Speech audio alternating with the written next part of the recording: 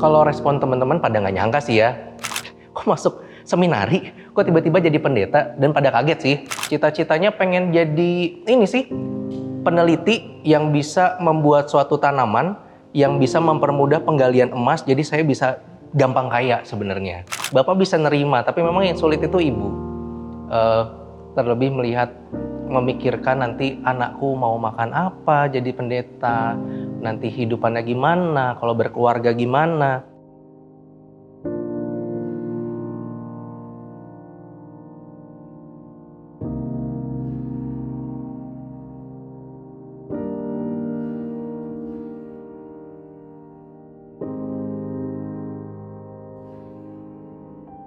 Halo, perkenalkan nama saya Rubiantara Jalu Permana. Teman-teman bisa manggil saya Jalu. Saya tahun ini berusia 31 tahun. Dan kalau latar belakang pendidikan, saya dulu ngambil S1 Biologi di ITB. Ucap syukur lulus.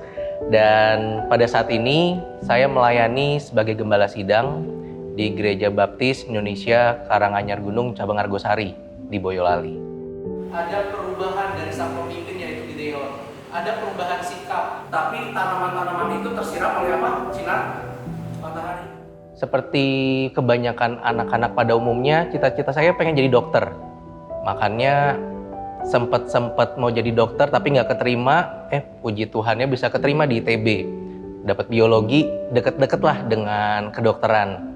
Memang nggak pernah jadi nggak pernah merindukan jadi gembala sidang, tapi cita-citanya pas kecil jadi dokter, dan kemudian pas sudah besar masuk ke ITB, cita-citanya pengen jadi ini sih, peneliti yang bisa membuat suatu tanaman yang bisa mempermudah penggalian emas, jadi saya bisa gampang kaya sebenarnya.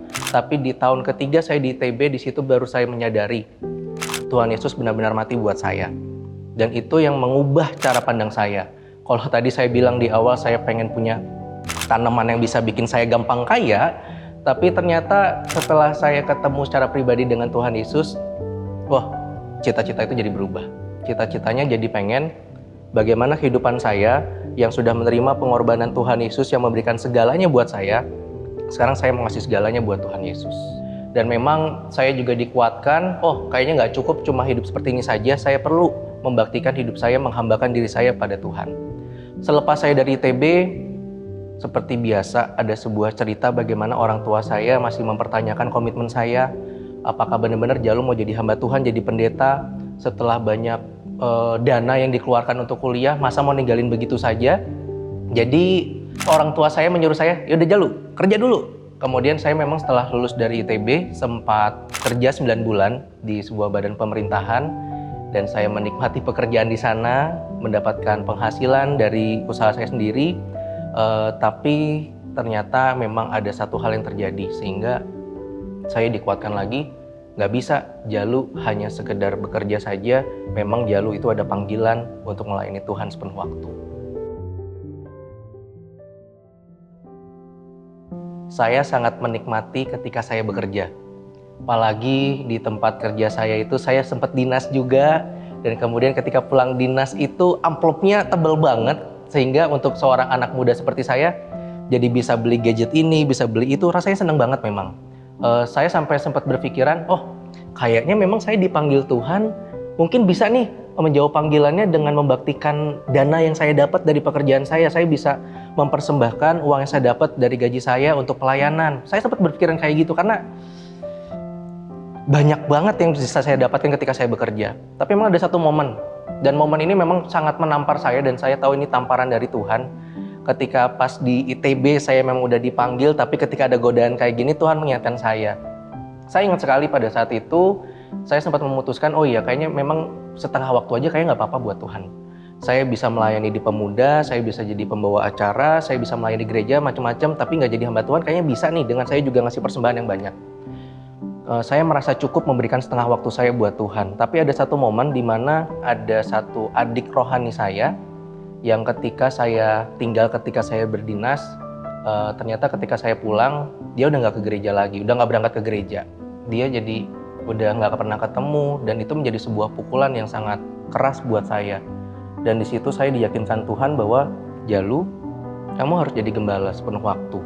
Kamu harus menggembalakan domba-dombaku. Nggak bisa kalau kamu hanya melayani, terus cuma kontak-kontakan dari HP untuk nemenin anak-anak muda. Nggak bisa kayak gitu. Aku memanggilmu sepenuh waktu.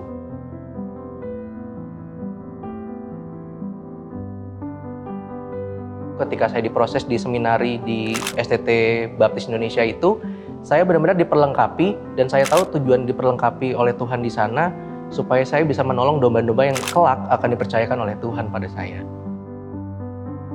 Sebagai manusia saya kayak udah punya ancer-ancer nih. Dalam artian, karena saya masih muda, kemudian kayaknya di gereja saya dulu, di Gereja Baptis Indonesia Cibubur, itu kayaknya perlu penolong di bagian pemuda. Saya sempat ngancer-ngancer juga, sebelum saya meniti karir yang begitu tinggi, kalau misalnya bicara tentang karir ya, tapi saya tergerak untuk bisa menolong anak-anak muda di tempat saya dulu pelayanan, yaitu di Gereja Baptis Cibubur. Tapi ternyata Tuhan punya kehendak lain. Ketika kehendak lain itu ternyata ditempatkan di satu gereja desa di Jawa Tengah, gimana perasaannya? Kecewa nggak sama Tuhan? Kecewa sih enggak ya. Apalagi ketika sekarang saya melayani di Desa Ngargosari ini, di sebuah gereja yang ketika saya masuk itu, saya benar-benar merasakan bagaimana jemaat di sini punya relasi yang sangat baik dengan Tuhan.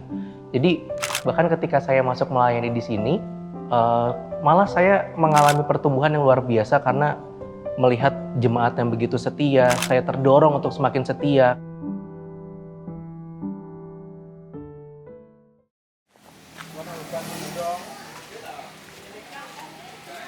Saya ini orangnya introvert sebenarnya. Dari kecil itu orangnya tertutup memang. Untuk ngobrol susah, ngobrol sama orang tua juga jarang. Dan sekarang ketika saya memutuskan untuk menjadi gembala sidang, yang artinya harus menolong domba-domba yang Tuhan percayakan, itu berarti kan harus ada komunikasi, harus ada hubungan personal. Dan itu menjadi sebuah tantangan tersendiri. Apalagi ketika saya dipanggil di tengah-tengah saya kuliah, dan kemudian saya nggak terlalu banyak diperlengkapi untuk masalah pengembalaan. Tetapi ketika saya masuk dalam pelayanan, ngadepin kesulitan, saya mengucap syukur karena Tuhan Yesus yang memanggil saya, mengirimkan ada kakak rohani buat saya. Yang dari awal saya masuk di Ngargosari, bahkan sampai saat ini, beliau beserta pasangan dengan istrinya selalu menemani, memberikan semangat, menguatkan saya, dan terlebih selalu mengingatkan ke titik awal kenapa saya masuk dalam pelayanan. Saya percaya mereka berdua bisa dikirim sama Tuhan itu untuk menolong saya. Jadi mengucap syukur kalau saya bisa jalan itu semua, di mana mereka selalu mengantarkan saya kepada kebenaran firman Tuhan untuk menguatkan dan meneguhkan saya dalam pelayanan. Yohanes 3:16 itu yang jadi pegangan utama saya. Bagaimana ayat tersebut mengingatkan kita bahwa Tuhan itu begitu mengasihi kita, apapun kondisi kehidupan kita, sejelek apapun kehidupan kita dulu, tapi Tuhan mengasihi kita sehingga Dia mau mengorbankan anak yang tunggal untuk menyelamatkan kita yang hina. Itu yang menjadi sumber kekuatan saya. Itu yang menjadi bagian yang memanggil saya untuk melayani Tuhan sepenuh waktu, karena Tuhan sudah berkorban sedemikian untuk saya. Buat teman-teman yang di rumah, mungkin pada saat ini ada di antara teman-teman yang mungkin seperti saya, merasakan panggilan dari Tuhan untuk melayani sepenuh waktu. Saya cuma mau bilang, jawab panggilan Tuhan. Jangan ditunda-tunda.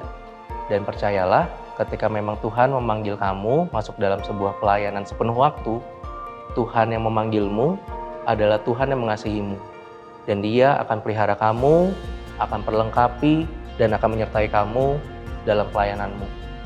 Dan kemudian, mungkin nggak semua terpanggil untuk melayani sepenuh waktu jadi pendeta atau gembala sidang ya. Tapi saya mau kasih tahu kayak gini. Ketika Tuhan sudah memanggil kita ke dalam sebuah keselamatan ini, Tuhan juga mengundang kita untuk masuk dalam pekerjaan Allah yang begitu besar. Tinggal kita coba lihat nih, Tuhan mempercayakan talenta apa buat teman-teman semua. Dan teman-teman bisa pakai talenta itu untuk melayani Tuhan. Mungkin gak sepenuh waktu seperti saya jadi pendeta. tapi gimana keseharian teman-teman itu sepenuh waktu buat Tuhan dan talenta teman-teman dipakai untuk memuliakan nama Tuhan.